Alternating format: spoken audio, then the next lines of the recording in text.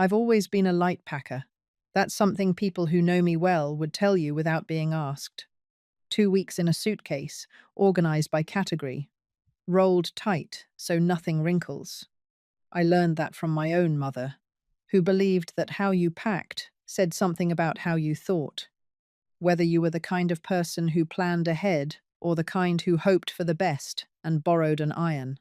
I packed light for that trip too, even though it was the longest flight I'd taken in years, even though I hadn't seen my son in 11 months.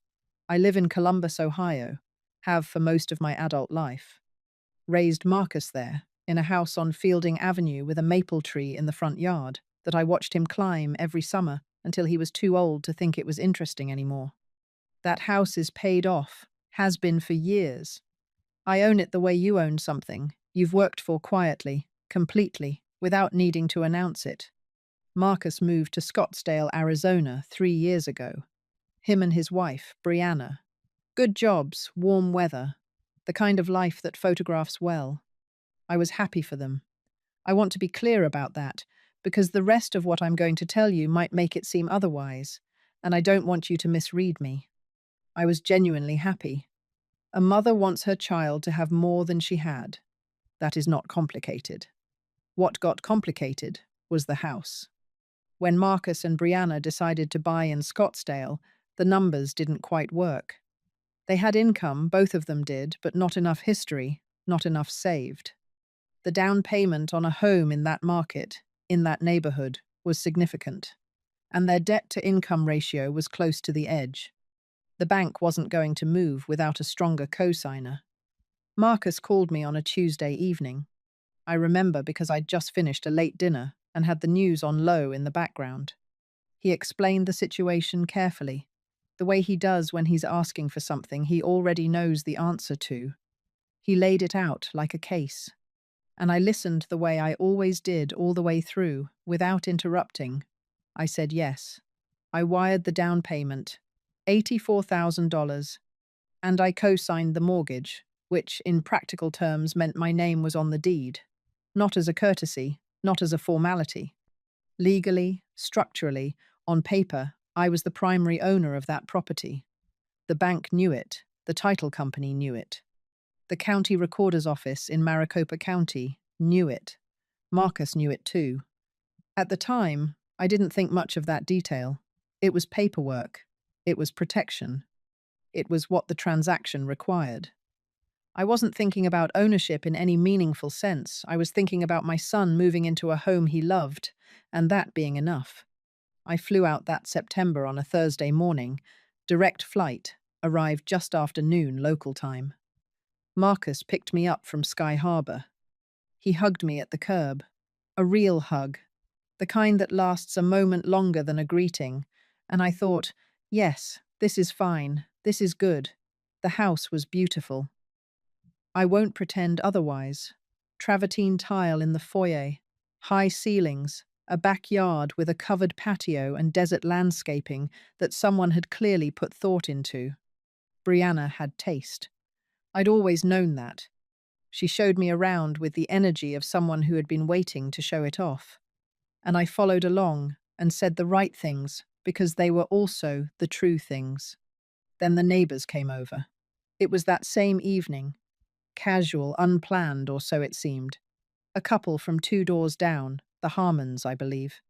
They came, bearing a bottle of wine and the easy confidence of people who had been in that neighborhood long enough to feel ownership over it. Brianna answered the door with a smile I recognized as her social smile, wider than her real one, held a beat too long. She introduced me as a family friend. Margaret, a family friend visiting from Ohio. I stood there. I smiled. I said it was nice to meet them. I did not correct her, not because I was afraid, not because I was confused. I didn't correct her because in that moment I was still giving the situation the benefit of the doubt. Perhaps it was shorthand. Perhaps Brianna simply hadn't wanted to launch into explanations on a doorstep. I told myself those things, and I believed them, partially, for about another 40 minutes. That was when Marcus pulled me aside, near the kitchen, while Brianna was refilling glasses in the living room. He spoke quietly. He said, and I remember this exactly, "Mom, we don't really talk about the financial stuff with people out here. It's easier if people think it's our house. You understand." He said, "You understand the way people say it when they're not actually asking." I looked at him for a moment. "My son, the boy from Fielding Avenue," and I said, very calmly, "Of course. That was the first time I chose procedure over reaction. Some people mistake silence for permission." That was Marcus's first error, and, at the time, he didn't know it was an error at all.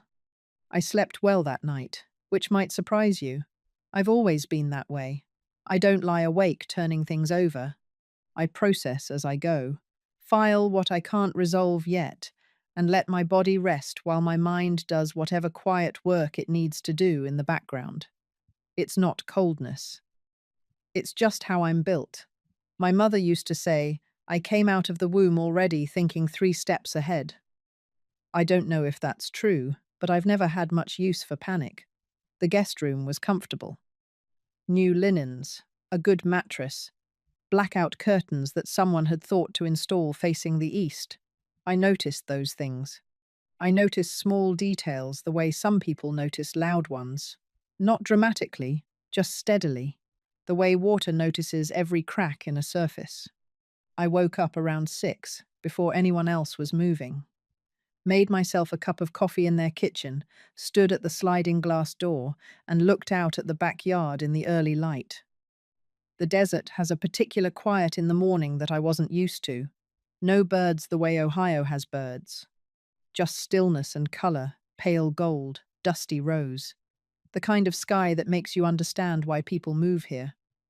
I stood there for a while, thinking about what Marcus had said. Not with anger. More the way you think about a document you've reviewed before and suddenly notice a line you didn't read carefully the first time. There was a folder in my carry-on bag.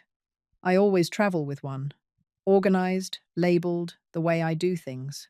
Inside it, among other papers, was a copy of the deed. I hadn't brought it intentionally. It had been in my travel document folder for months, since the closing, because I'd never moved it. But it was there. And, somewhere around the 3rd sip of coffee, I found myself thinking about it with more attention than I had in quite some time. I didn't open it that morning. I just knew it was there. That detail would matter later. I didn't fully understand how much yet. Let me take you back for a moment, because some things make more sense when you understand where they started. Marcus was not always this way. I want to be fair to who he was before I tell you who he became. That's not a small distinction. People change in layers, and sometimes you don't notice the change, because each layer looks close enough to the one before it. The first memory that comes to me is from when he was maybe 9 years old.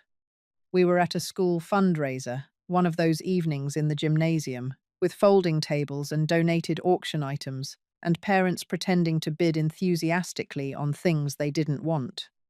Marcus had a project on the display wall, a map he'd drawn of the solar system, hand-lettered, with little facts about each planet written in his careful printing. I was standing next to him when his teacher, Mrs. Caldwell, stopped to look at it. She praised it, went on a bit about the detail, the accuracy, and Marcus looked up at me and said, quietly, "I told you it was good enough.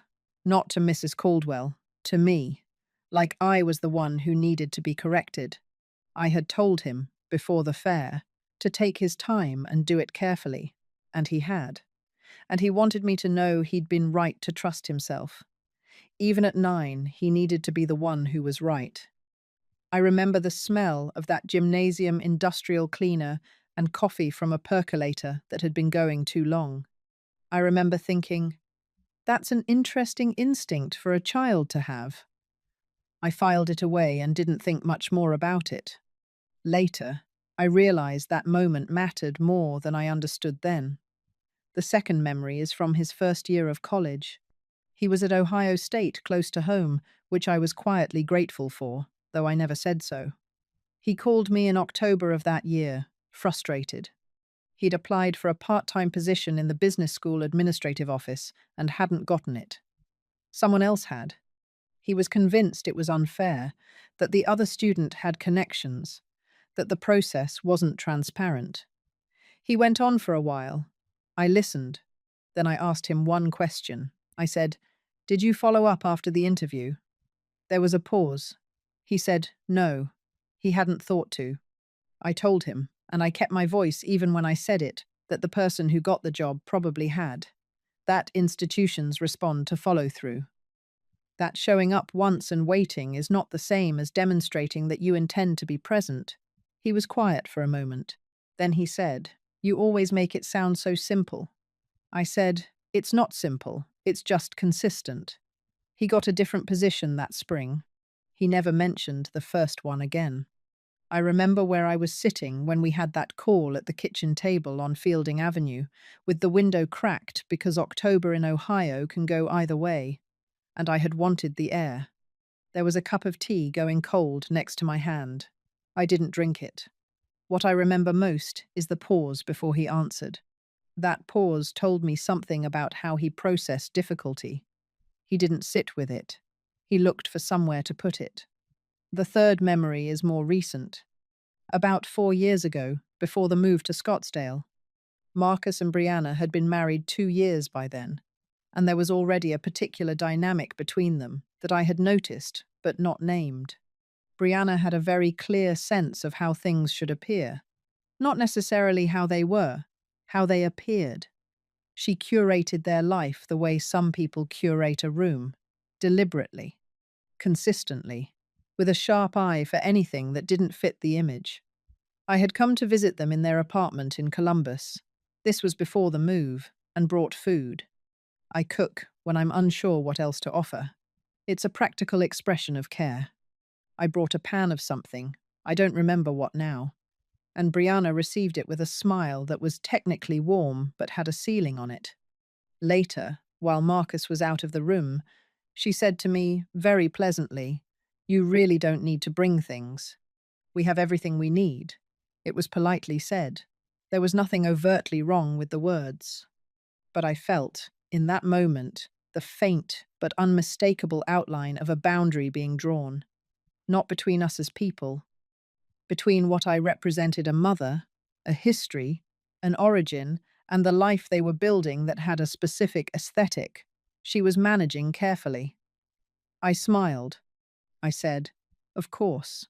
The same 2 words I would use again, 3 years later, in their kitchen in Scottsdale, when my son told me not to mention the house. I notice patterns.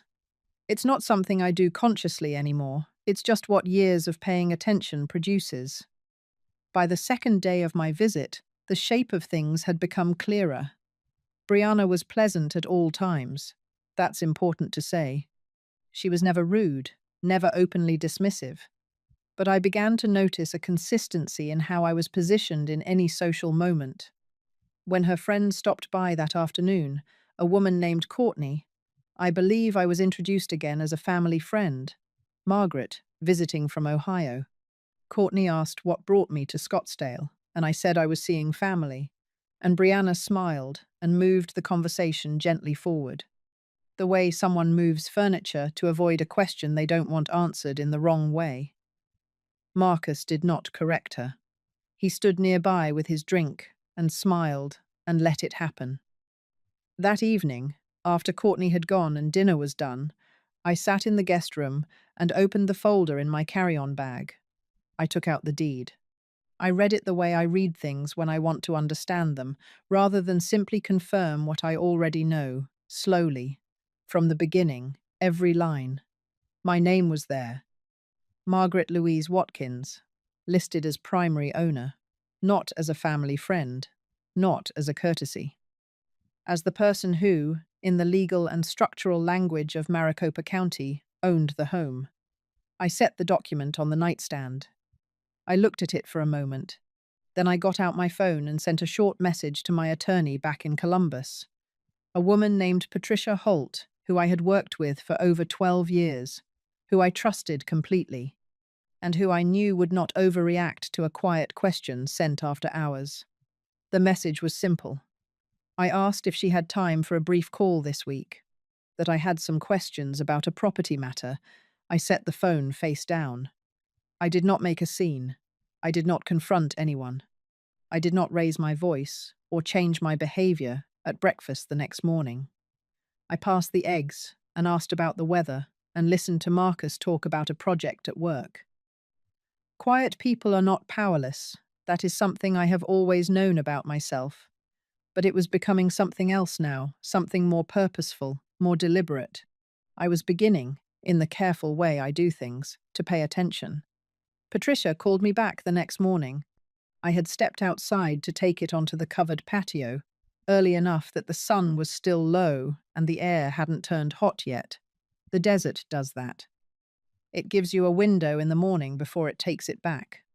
I sat in one of the patio chairs with my coffee and my phone and the particular stillness of a house where everyone else was still asleep.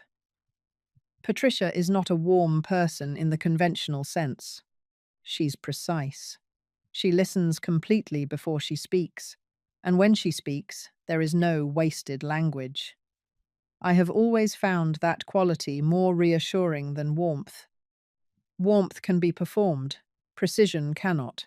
I told her the situation, not emotionally, just the facts in the order they occurred. The down payment, the co-signing, my name on the deed as primary owner, the visit, the introductions, the quiet instruction from my son, not to mention the house or my role in it. She listened without interrupting. When I finished, there was a brief pause, not hesitation, just the pause of someone organizing a response carefully. And then she said, "Margaret, do you understand what your position actually is on that property?" I said I believed I did, but I'd like to hear it clearly stated. She said, "You are the primary title holder. Your son and his wife occupy and make payments on the property, but legal ownership, as recorded with Maricopa County, is yours. That is not a formality, that is a legal fact," I said. "And if I wanted to initiate a transfer of title?" Another pause, shorter this time. She said, "That is within your rights. I would recommend we review the mortgage documents carefully first to understand any cosigner obligations and lender notification requirements. But, in terms of the title itself, yes, that is your decision to make." I thanked her. I told her I wasn't making any decisions yet, that I was still gathering my thoughts. She said, "Of course, but Margaret, call me before you do anything, not after." I said I would. I sat outside for another few minutes after we hung up. The sun had risen a degree or two. The window was still open, barely. A quail ran across the far edge of the yard, just one, moving quickly, low to the ground, and disappeared into the landscaping. I watched it go. Then I went back inside and made a second cup of coffee. That evening, Marcus told me about the dinner party. It was scheduled for Saturday, 2 days away. Friends of theirs, people from the neighborhood and from Brianna's professional circle, 8 or 10 guests, a catered spread, the kind of gathering that has a particular aesthetic intention behind it. He mentioned it casually, the way you mention something you're hoping won't become a discussion. He said, "It's going to be a nice evening. You're welcome to join us." I said that would be lovely. Then he said, "And again, I want to be accurate about the wording, because the wording mattered," he said. "I just want to mention, with this group, we usually keep things pretty simple in terms of how we explain relationships. It's just easier. You know how it is." I looked at him. "How we explain relationships," I repeated. He didn't quite meet my eyes. He said, "Yeah, just family friend is fine. People don't need the whole background." I said, "And the house?" He said, "Right, yeah, just let's keep that between us." There it was again, that ceiling, that smooth, pleasant erasure, said with a smile, wrapped in reasonableness, delivered with the confidence of someone who had practiced it enough that it no longer felt like what it was. I nodded. I said, "I understand." And I did understand, more completely than he realized. Saturday came with the unhurried confidence of a warm Arizona evening. Brianna had arranged everything beautifully. I will not take that from her. The patio was lit with string lights. The table was set with care. There were flowers. I didn't know the names of arranged in low vases that caught the light in a particular way. She had a talent for surfaces. I recognized it and acknowledged it internally without making it more than it was. The guests arrived in pairs, mostly. Couples in their 30s and 40s, dressed in that particular Southwest casual way that costs more than it appears to. Everyone was pleasant. The conversation moved easily from topic to topic, the way it does in rooms full of people who are performing comfort rather than feeling it. I was introduced 4 times over the course of the first hour. 4 times as a family friend. Once I counted as practically an aunt. I smiled each time. I shook hands. I answered questions about Columbus with the appropriate level of warmth and brevity. I did not correct anyone. But somewhere around the 3rd introduction, I felt something shift inside me. Not anger. I want to be precise about this, because anger would be the wrong word. It was more like clarity. The kind that arrives not with noise but with stillness. The kind that feels like something clicking into alignment after being slightly off for longer than you'd noticed. That's when the room went quiet. Not literally, the room was full of conversation and laughter, but quiet for me. The way a room gets quiet when you've made a decision you haven't said out loud yet. I found a moment alone near the kitchen, just after 9. The catering staff were moving efficiently, and I stepped slightly to the side to let them pass. And in that small pocket of space, I took out my phone and opened the email thread with Patricia. I didn't send anything. I just read back through what we had discussed, the language she had used. Primary title holder. Legal fact, your decision to make. I put the phone away. A man came to stand near me, one of the guests. I'd been introduced to him earlier, Brianna's colleague. Daniel, I believe. He was making conversation the way people do when they've momentarily lost their group. He asked how long I'd known the family. I said, quite a long time. He said, great house, isn't it? They've really made it something. I looked around the room. The travertine tile, the high ceilings, the desert landscaping visible through the glass doors, lit softly from outside. I said, they have. I let the sentence end there. He moved on shortly after, back toward the main group. I stood for a moment longer. The paperwork already had my name on it. Had since the day of closing. That had not changed. That would not change unless I changed it.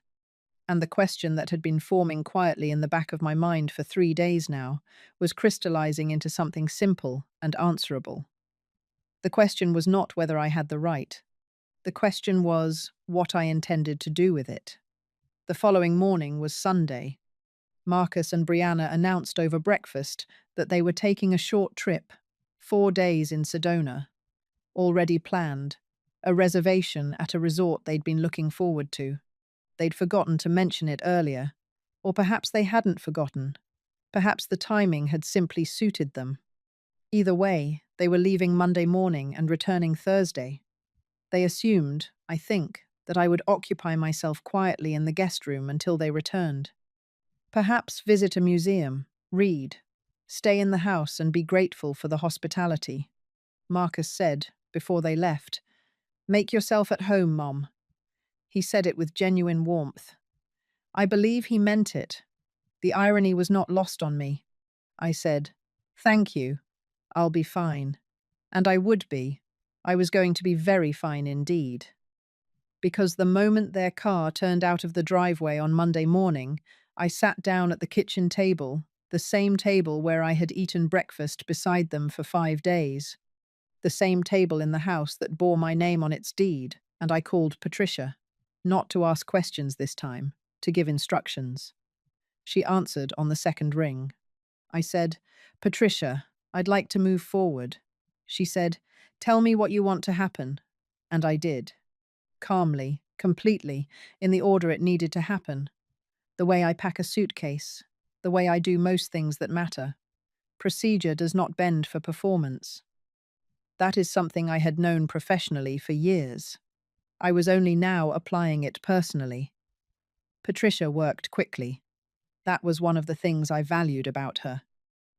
By Monday afternoon, she had pulled the full title record from the Maricopa County Assessor's Office and confirmed everything we already knew: my name, my position, the legal structure of the ownership, exactly as it had been recorded at closing. She also reviewed the mortgage documents I had photographed and emailed to her from the guest room that morning, carefully, page by page, in good light. The mortgage was the part that required the most attention. A title transfer doesn't happen in isolation when there's an active loan attached to a property. The lender has interests. Those interests are documented. Patricia explained that because I was the primary co-signer, any transfer of title would need to be structured carefully, not to circumvent the lender, but to work within the existing framework in a way that was clean, legal, and defensible. She used that word, defensible. I wrote it down. She said there were a few approaches available to me, and she wanted 24 hours to consult with a real estate attorney she worked with regularly. In Phoenix, a man named Gerald Okafor, who knew Maricopa County property law the way Patricia knew Ohio estate law, thoroughly and without sentimentality. I said, "Take the time you need, do it right." She said she would call me tomorrow. I made lunch, sat at the kitchen table, ate quietly, and looked out at the backyard, at the desert landscaping and the covered patio and the string lights, still hung from Saturday, that no one had taken down yet. They moved slightly in the afternoon breeze. I watched them for a while and thought about what I was doing and whether I had any hesitation about it. I found that I did not. That same afternoon I received a text from Brianna, a photograph of the red rocks at Sedona, saturated and beautiful, with a caption that said, "Incredible out here. Wish you could see it." I responded that it looked wonderful, that I hoped they were enjoying themselves. She sent back a smiling emoji. I set the phone down and returned to what I was doing, which was making a list, organized, handwritten, in the small notebook I keep in my carry-on for exactly this kind of thinking. Not a list of grievances, a list of steps. What needed to happen, in what order, and what I would need from each person involved to make it happen correctly. Quiet work, the kind that doesn't announce itself. Tuesday morning, Gerald Okafor called. He had a measured voice, unhurried, with the particular cadence of someone who had explained complex things to people in difficult situations many times before and had learned that pace mattered more than volume. He introduced himself briefly and then said, "Miss Watkins, Patricia has briefed me on the situation. I've reviewed the title record and the mortgage documents she forwarded. I want to walk you through your options clearly." I said, "Please." He explained that the mortgage presented a specific consideration. Because I was the primary co-signer, the lender, the bank holding the note, had a recorded interest in the property. A title transfer would trigger what's called a due on sale clause in most conventional mortgage agreements, meaning the lender would need to be notified and would have the right to call the loan due if the transfer was not structured in a way they approved. He said, "However, I had been waiting for that word." He said, "There is a recognized mechanism for transferring title to a living trust without triggering the due on sale clause. Under federal law, specifically the Garn Street Germain Depository Institutions Act, if you establish a revocable living trust and transfer the property into that trust, the lender cannot call the loan due solely on the basis of that transfer. The mortgage payments continue as scheduled. The trust holds the title, and you, as the truster, control the trust," I said. "And who I designate as beneficiary of that trust is my decision entirely." He said, "Entirely." I said, "How long does this take?" He said, "With a property already in your name and a trust document drafted promptly, we could have the paperwork ready to execute within 48 hours. Recording with the county would follow within a few business days after that." I wrote down the timeline. I looked at it. Marcus and Brianna were returning Thursday. I said, "Let's begin today." Wednesday was paperwork. Gerald had drafted the trust document by that morning, the Margaret Louise Watkins Revocable Living Trust, and emailed it to me for review. I read it carefully. Every section. The language was precise and unambiguous, the way good legal documents are when someone competent has written them. I had one question about the successor trustee provision, which Gerald answered clearly, and then I said the document was acceptable. Patricia overnighted the notarized signature pages to a UPS store 3 miles from the house. I drove there Wednesday afternoon in the rental car I had quietly arranged. On Monday, I had mentioned to no one that I'd done this. Picked up the envelope, signed where indicated, had the notary witness and stamp, and returned the completed documents to Gerald by 4 o'clock. I want to tell you about that drive. It was ordinary in every way. Strip malls and traffic lights, and the particular flat brightness of an Arizona afternoon. The radio was on low, something instrumental, I don't remember what. I drove carefully, within the speed limit, with both hands on the wheel. And I felt not triumphant, not vindicated, not angry. I felt the particular quiet satisfaction of a person who has done a difficult thing correctly. That is a feeling I recognize. It doesn't come often, but when it does, it is unmistakable. The trust was established. The title transfer was initiated. Gerald filed with the county recorder's office Wednesday evening. The house, legally and structurally, now belonged to the Margaret Louise Watkins Revocable Living Trust. And I was the truster, now the beneficiary. This was the part I had thought about most carefully. Not the mechanism was Gerald's territory, and he had handled it impeccably. The beneficiary was mine. It was a human decision, not a legal one, and it required the kind of thinking that doesn't fit on a form. Marcus had a daughter, my granddaughter, Simone. She was 7 years old, lived in Scottsdale, attended a school not 4 miles from this house. She had her father's eyes and her great-grandmother's stubbornness, and a laugh that arrived without warning and left the room brighter than it had found it. I had not seen her as much as I would have liked. That was also something I had noticed and filed away. Simone was the beneficiary. Not immediately, the trust was structured so that the property would remain in trust, with Marcus and Brianna permitted to continue occupying it and making mortgage payments, until Simone reached the age of 25. At that point, the property or its proceeds would transfer to her directly. Gerald had built in appropriate provisions for the interim period, including what would happen to the mortgage obligation and occupancy rights in various scenarios. It was not a punitive document. I want to be clear about that. I did not write my son out of anything with malice. I redirected what was already mine toward someone who had not yet had the chance to take anything for granted. There is a difference. It is not a small one. I cooked dinner that night. Nothing elaborate. I wasn't performing anything for anyone. There was no one to perform for. Just a simple meal, something I wanted, eaten at the kitchen table in the quiet house. Afterward, I washed the dishes and dried them and put them away and wiped down the counter. Then I went to the guest room, sat at the small desk near the window, and wrote a letter. Not a long one. I am not a person who uses more words than a situation requires. But I wrote it carefully, in my best handwriting, on paper I had brought from home because I had packed it without thinking, out of habit. Because I am someone who always travels with good paper, I addressed it to Marcus. I told him that I loved him. That was the first sentence, and I meant it without qualification. I told him that I had come to Scottsdale hoping to see my son, and had instead been introduced, repeatedly, as a stranger in a house that bore my name. I told him that I did not believe he was a bad person.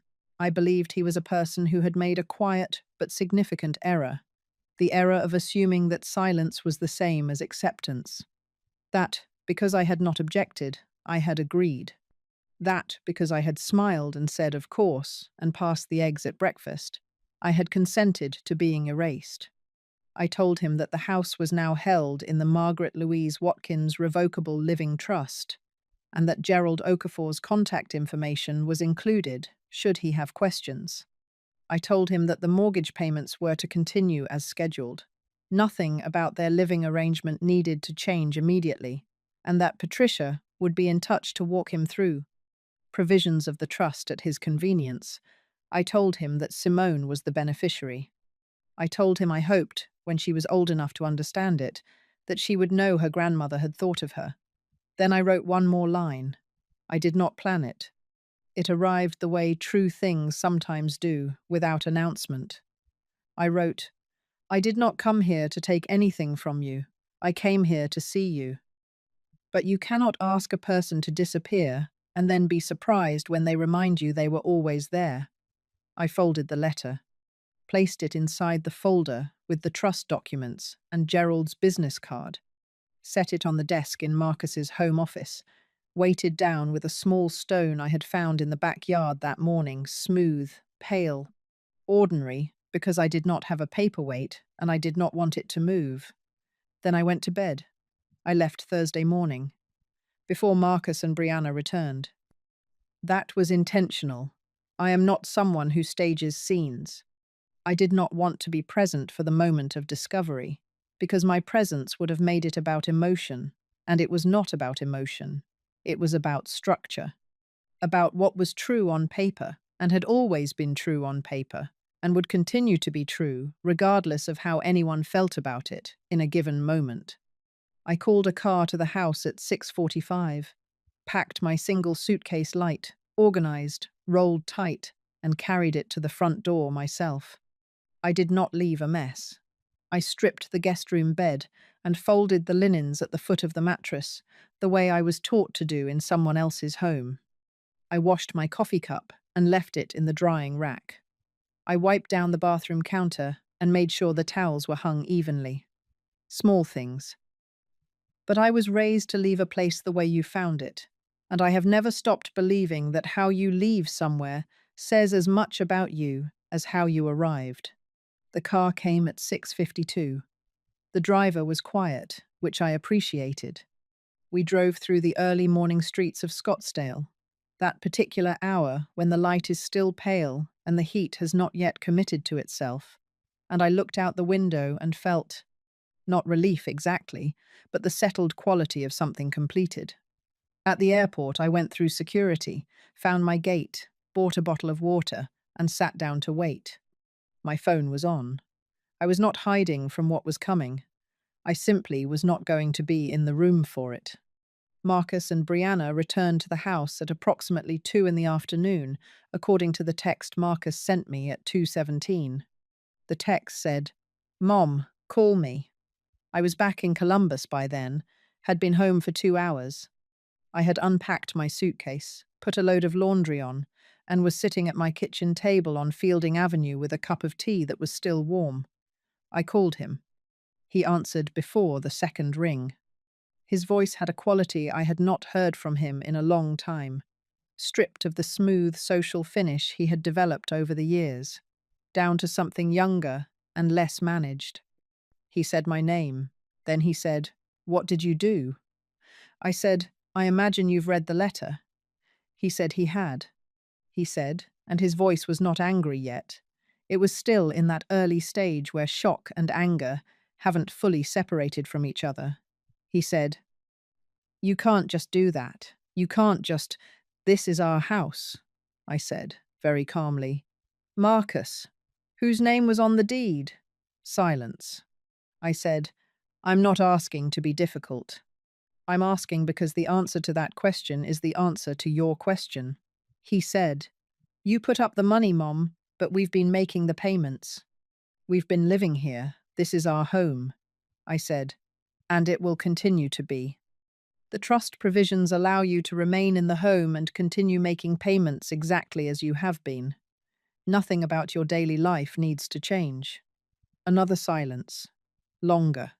He said, "Then why?" I let that question sit for a moment. Not to be cruel, because it deserved a real answer. and real answers sometimes need a moment to arrive at. I said, because you asked me not to tell your neighbors I was your mother in a house I bought, and I realized that I had been very quiet about that for long enough. Brianna called 40 minutes later. I had been expecting this. Brianna is more strategic than Marcus. In certain ways, she recovers from shock faster and moves to position more quickly.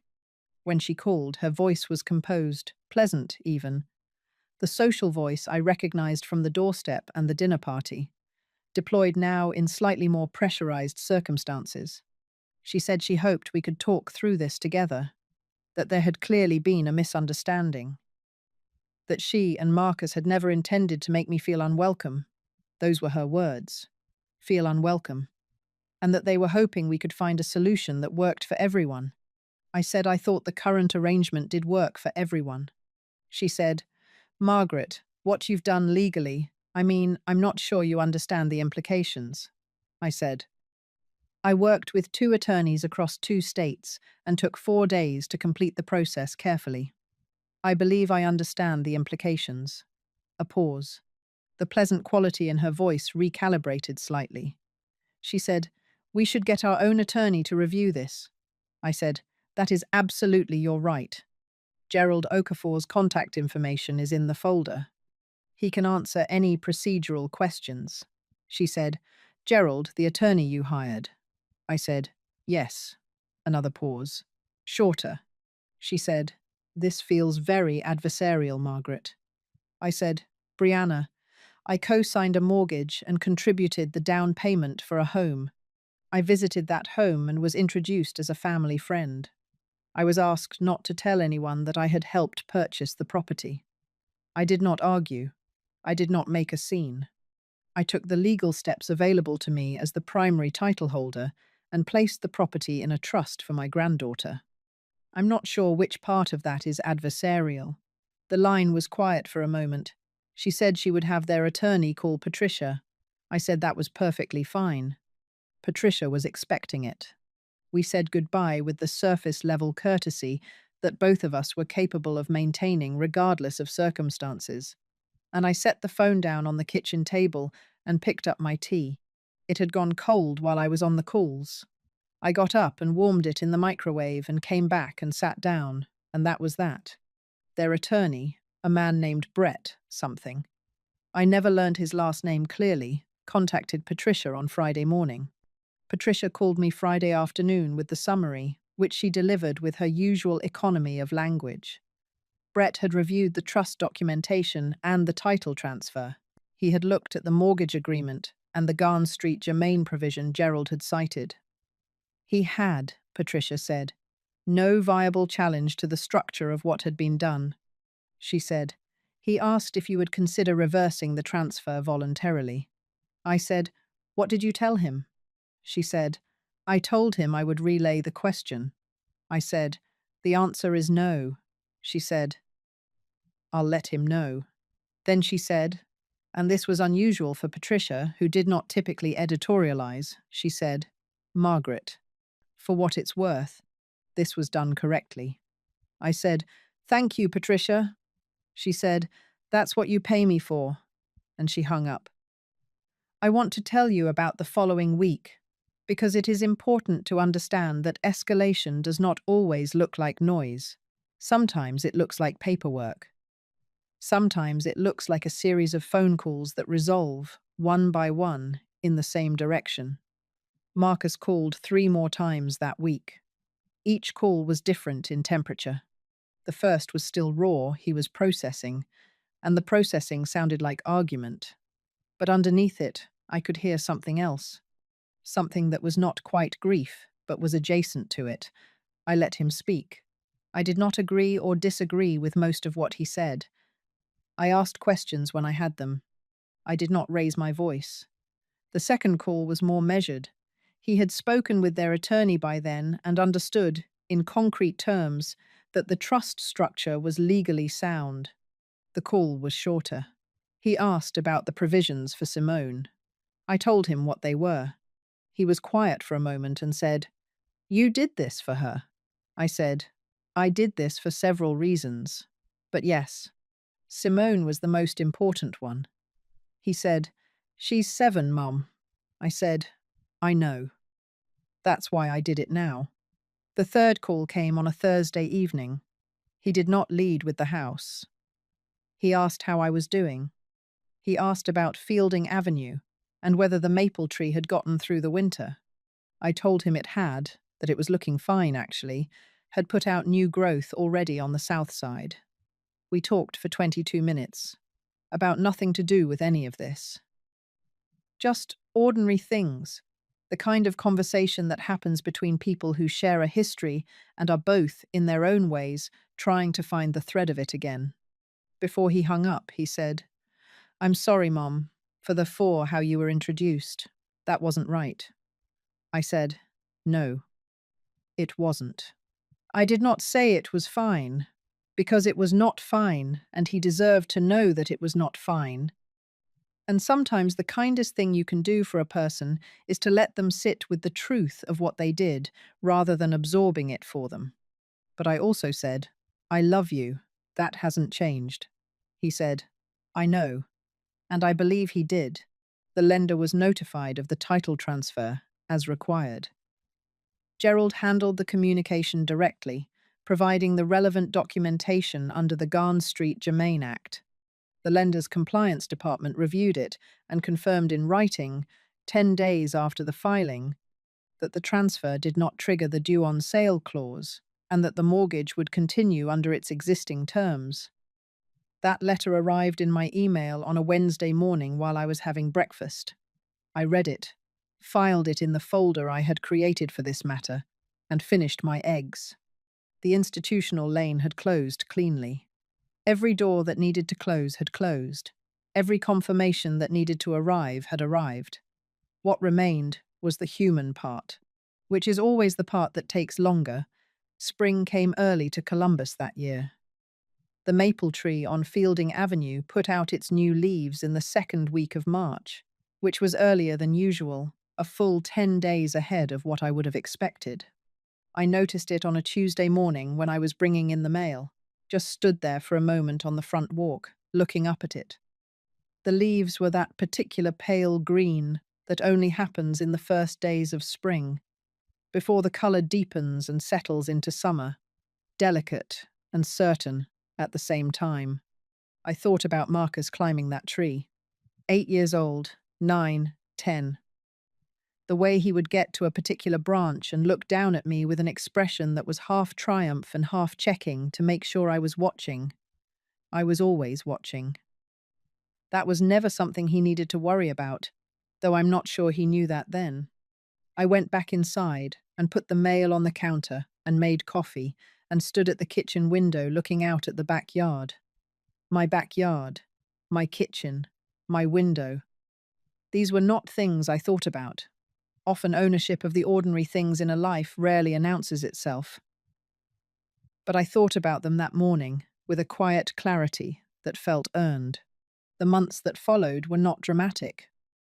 I want to be honest about that, because stories have a way of implying that resolution arrives with the same intensity as conflict, and in my experience, that is rarely true. Resolution is usually quieter than the thing that preceded it. It settles rather than lands. Marcus and Brianna remained in the Scottsdale house. The mortgage payments continued on schedule. I confirmed this with Gerald periodically, not out of suspicion, but out of the same practical attentiveness I apply to anything that has my name structurally attached to it. Everything proceeded, as the trust documents had outlined. Correctly, consistently. Brianna and I did not speak for several months. That was her choice, and I respected it. I did not reach out unnecessarily, did not perform warmth. I wasn't certain she wanted, did not try to smooth things over before they were ready to be smooth.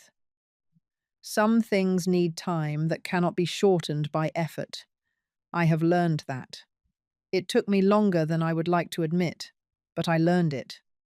When she did reach out a text, in July, a photograph of Simone at a swimming pool, laughing at something off camera. Water droplets caught in the light. I understood it for what it was. Not an apology, not a full reopening, a small door held slightly ajar to see if I would walk through it carefully. I responded with 3 words. She is beautiful.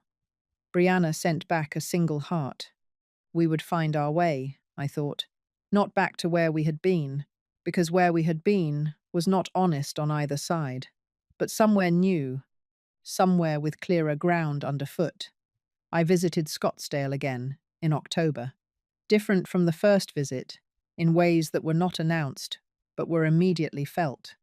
Marcus picked me up from the airport the same as before, but something in his manner had changed, a quality of ease that the first visit had not had, or perhaps a quality of guardedness that the first visit had carried and this one did not. He asked about my flight. He asked about the maple tree. He carried my bag to the car without being asked. Small things, but I have always paid attention to small things. Brianna greeted me at the door with a hug that was shorter than the social smile version, but warmer than it. More like an actual hug. I said the house looked wonderful.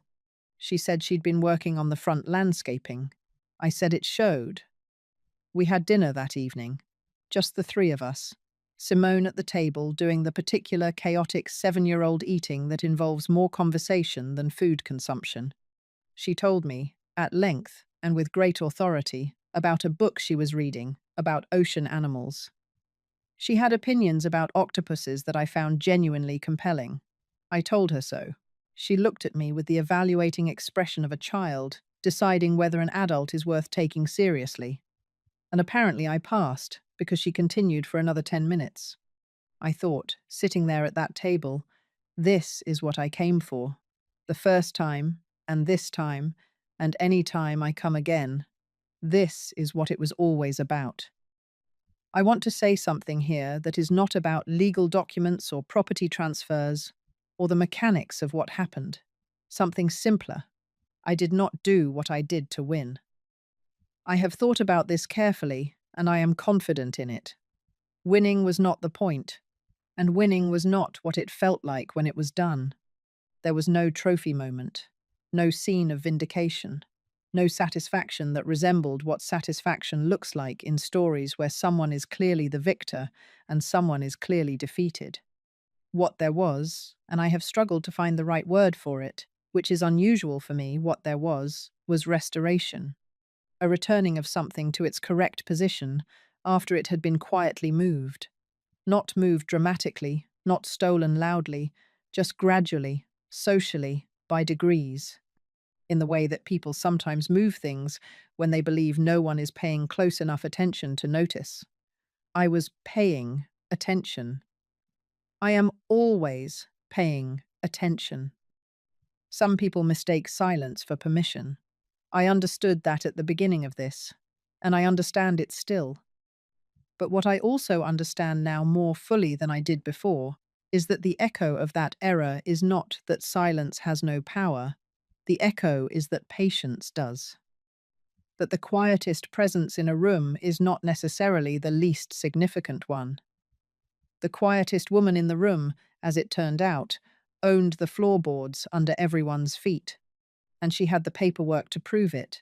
Simone turns 8 in December. I am already thinking about what to get her. She is at the age where everything is interesting for 3 days, and then the next thing is interesting, which makes gift-giving both easier and harder than it used to be. I think I will get her something about the ocean. Something serious. A real book, not a children's book.